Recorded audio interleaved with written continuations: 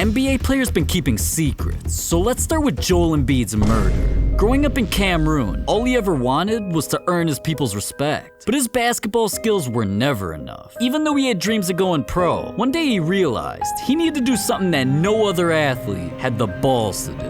When I was about 6 years old, I had to go in the jungle to kill the lions. So I went into the jungle, killed out a lion, and he fell asleep. And then I just came and killed him. I carried the lion on my back to the village. Wait, you're 6 years old, you kill a lion, you bring the lion back to the village. Yep. In my life, I've heard some crazy shit, but a lion? Really? This thing right here? When you were only 6? Man, at least he didn't break the law like Giannis. Cause growing up, he needed to commit crime just to survive. See, Giannis's parents were illegals, so he didn't know if one day he'd come home and they'd be gone. His family struggled to find work. There was no money coming in, so Giannis and his brothers were starving. But the boys had faith that they'd find the family a way out, and eventually, they posted up on the corner and risked their lives. They subsisted in the shadows of the economy. We didn't have a lot of money, but we had a lot of happiness. Peddling goods on the streets, just like these African migrants, hoping to make $25 or $30. We used to sell glasses, watches, then we used to sell CDs, DVDs. You must be a pretty good salesman. I was the best. Damn, man. Giannis not only never got caught, he saved the family and went on to become a $100 millionaire freak of nature. If only Dwight Howard had the same luck, because he's been surviving an addiction that almost killed him. At first, Dwight came to the league and became the NBA's most dominant big man. But when he joined LA, our boy started falling off. Like, everybody was wondering how he went from doing this to this. And in 2012, the world found out Dwight was hiding something.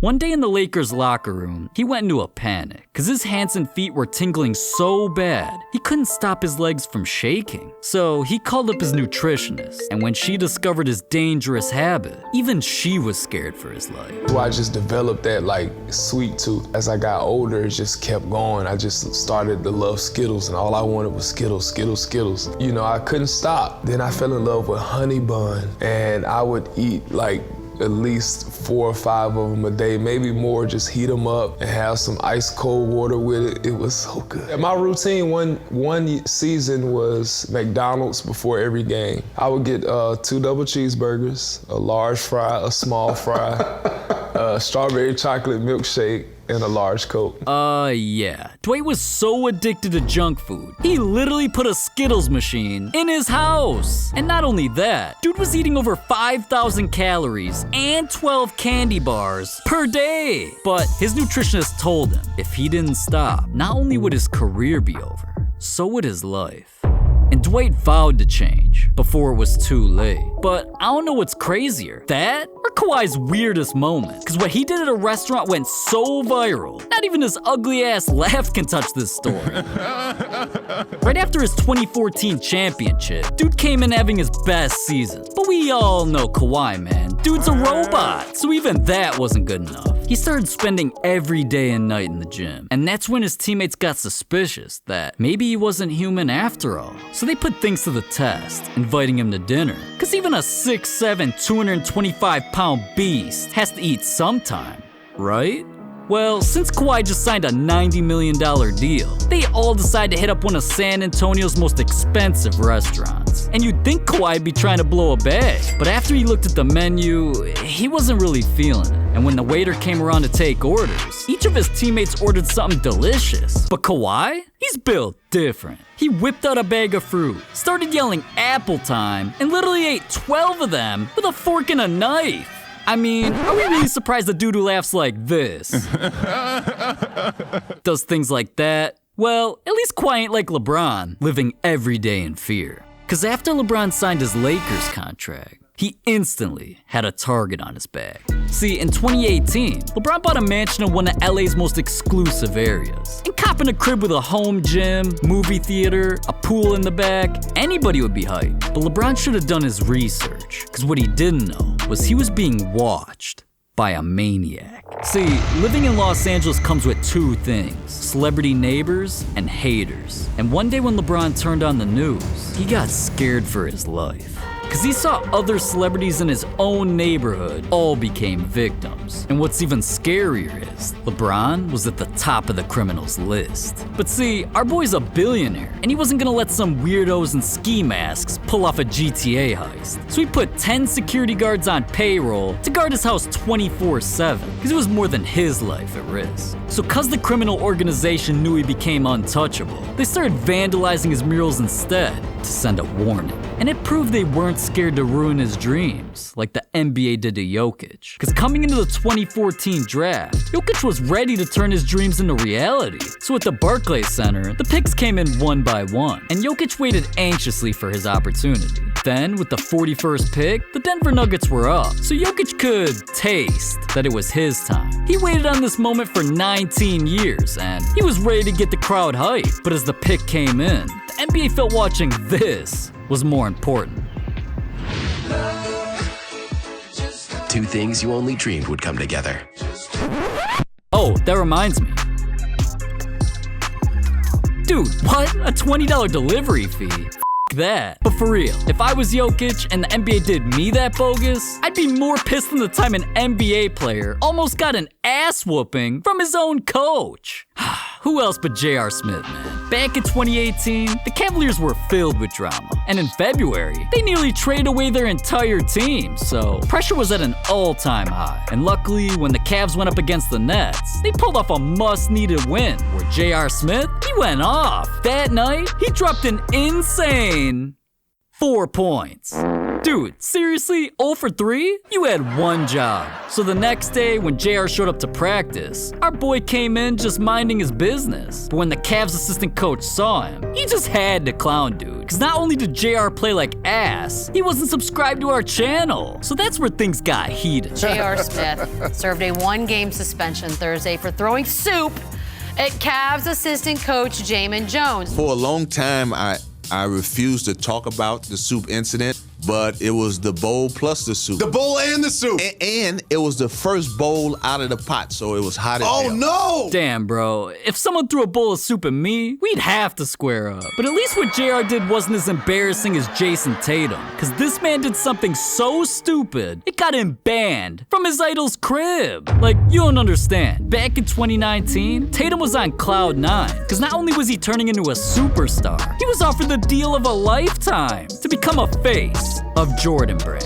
And what was he gonna say? No? Dude dreamed about this since he was a kid. So after he signed the deal, they flew him overseas to not only promote their new shoes, he was about to come face to face with the GOAT. But that's where things got ugly. I'm still nervous, right? So I walk in, MJ sitting down, his wife next to him, and Spike next to her. So I walk in, and I was like, I'm gonna go say what's up to him before I sit down. So I'm like, I talked to him earlier, like we had like a whole conversation, like I kind of know him. But then I walk over to him, and like my hand starts sweating. And I was like, what's up, Mike? And when I went to go shake his hand, I knocked over his wine glass on the table and it broke. And I was like,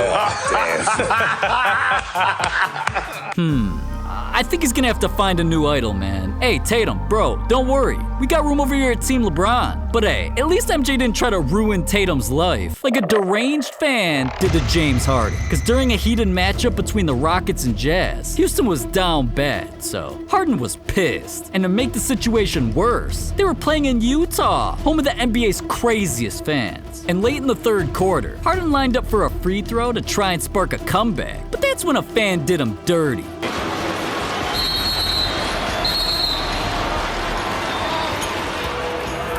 Camera with a flash. I mean, really, James Harden, is it that big of a deal? You're about to throw an attempt to look like you're going to throw a ball? Listen, man, getting a laser shined in your eyes is dangerous. Like, it takes less than a second to go blind. So Harden just doing his job almost turned him into Stevie Wonder. But listen, my neighbors are knocking at my door because they're tired of hearing me scream about NBA players. So we only got time for one more story. And I guarantee this changes how you look at Russell Westbrook forever. Because back in 2004, things were very different. Westbrook was just a 15-year-old basketball player, and he was lucky because he got to share the court with his best friend, Kelsey Bars. These two were putting their high school on the map. And let me tell you, man, these guys were inseparable because they made each other promise that when they graduated, they'd both play for UCLA and eventually play together in the NBA. So day and night, these boys practiced all over the city. Until... In early May 2004, Coach Reggie Morris took Russell and Kelsey to Los Angeles Southwest College to play pickup games against some of the top players in the state. Kelsey was the best player on the court even as a 10th grader. He was dominating college players. We had won like 4 or 5 games in a row. And I remember Kelsey was playing maybe the best I've seen him play in a long time. We went to go sit down over on the side, and he was laughing and joking with a couple of the young guys, and then he kind of collapsed. And then he took one big gasp of air, and then he just fell back. When I got to the hospital, that's when his dad pulled me to the side and told me that he had passed. It turned out Kelsey had an unknown heart condition, and right in front of Westbrook, his heart stopped. And just like that, he was gone. Like, just imagine the pain Westbrook felt. These boys talked every day and had a dream. So, Westbrook knew there was only one thing he could do. He vowed to take his game to a never-before-seen level. For Kelsey. 23, yeah, 23. I got shooters and they with me and they never miss. Westbrook went from averaging 12 points a game to 25, so he got college offers from every big university. But he was only considering one scholarship, because he knew Kelsey was watching over him, so he already made his decision. And that's where Westbrook played alongside other future NBA players and turned himself into an icon. So in 2008, with the 4th pick in the 2008 NBA Draft, the Seattle Supersonics select Russell Westbrook from UCLA. Westbrook not only accomplished their dream of making the NBA, he quickly became one of the league's top players, but he never forgot where he came from or who helped him get here. Because one of the hardest things you can go through is losing a friend. And for Westbrook, it's something he'll never get over. But now when you see him setting records or getting triple-doubles, just keep in mind, he ain't doing it for himself. Westbrook's trying to make his boy go down in history. I want people to know that Kelsey could have been the best player in the country. Kelsey's always going to be a part of my life.